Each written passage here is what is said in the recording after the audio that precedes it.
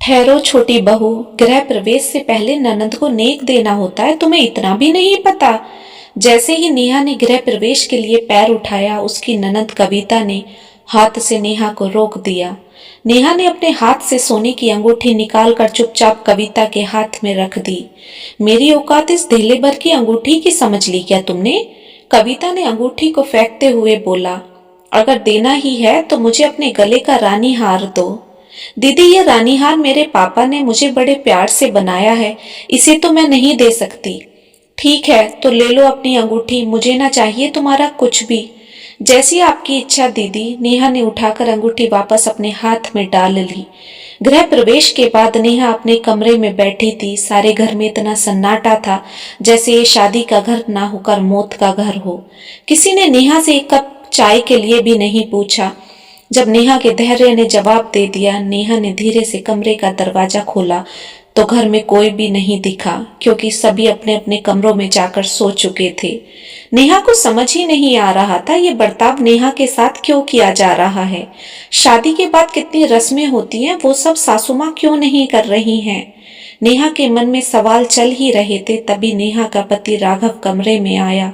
खाने पीने के लिए तो कुछ मिला नहीं होगा तुम्हें? राघव ने नेहा से पूछा। नेहा ने सर हिलाकर ना बोल दिया। तो यार तुम भी दे देती दीदी को रानी हार, क्यों बात का बतंगड़ बनाया है तुमने भी? नेहा फटी आंखों से राघव को देख रही थी। नेहा इतनी हैरान मत हो, इस घर में सिर्फ दीदी की ही चलती है। वो जो चाहती हैं वही होगा, उनकी मर्जी के बिना इस घर में पत्ता भी नहीं हिल सकता। तुम्हें वो रानी हार दीदी को देना ही पड़ेगा, नहीं तो घर में ऐसे ही मातम छाया रहेगा। जाओ दीदी को रानी हार दे आओ।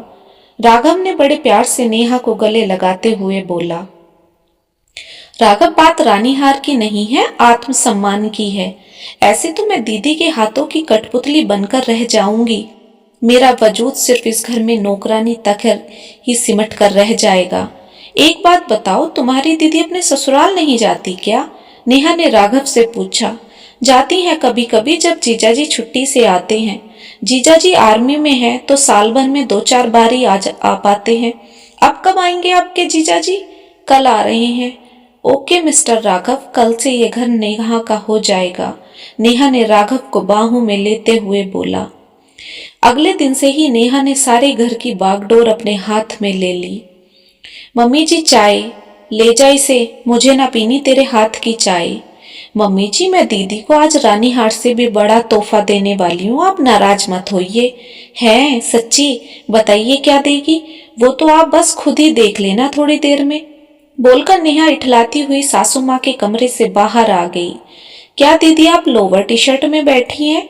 आज तो कोई अच्छी सी ड्रेस पहनो, आखिर साजन जी घर आ रहे हैं। नेहा ने कविता को चुटकी लेते हुए बोला। ए लड़की, औकात में रहना, मुझसे ज्यादा मुंह मारने की जरूरत ना है। कविता ने गुस्से में नेहा पर चिल्लाते हुए बोला। नेहा चुपचाप सर झुकाकर रसोई में चली गई। कुछ देर बाद कविता के पति प्रभात जी घर आए। नेहा ने मान सम्मान से प्रभात जी का आदर सत्कार किया। अरे कविता, तुम तो बोल रही थी बहुत घमंडी है तुम्हारी भाभी, लेकिन मुझे तो बहुत पसंद आई हमारी सलज साहिबा। कविता ने मुंह बनाकर नजरें नीची कर ली। वैसे एक शिकायत है जीजाजी आपसे, नेहा ने मुस्कुराते हुए बोला। देश सेवा में आप अपना एक फर्ज भूल रहे हैं। क्या बात कर रही हैं सलज जी, कौन सा फर्ज बताइए? आपने कब से दीदी को अकेला छोड़ा है? किस पत्नी का मन नहीं करता अपने पति के साथ रहने का? कितने साल हो गए आपकी शादी को, कुछ फैमिली प्लानिंग की भी सोचिए। आपको पता है इस वजह से दीदी का स्वभाव कितना चिड़चिड़ा हो गया है। नेहा ने राघव की तरफ आंख मारते हुए बोला। हाँ हाँ सलज जी, ये तो मैं भी नोटिस कर रहा था। कविता, अपना सामान बांधो, अब मैं तुम्हारी एक नहीं सुनूंगा, तुम्हें मेरे साथ चलना ही पड़ेगा।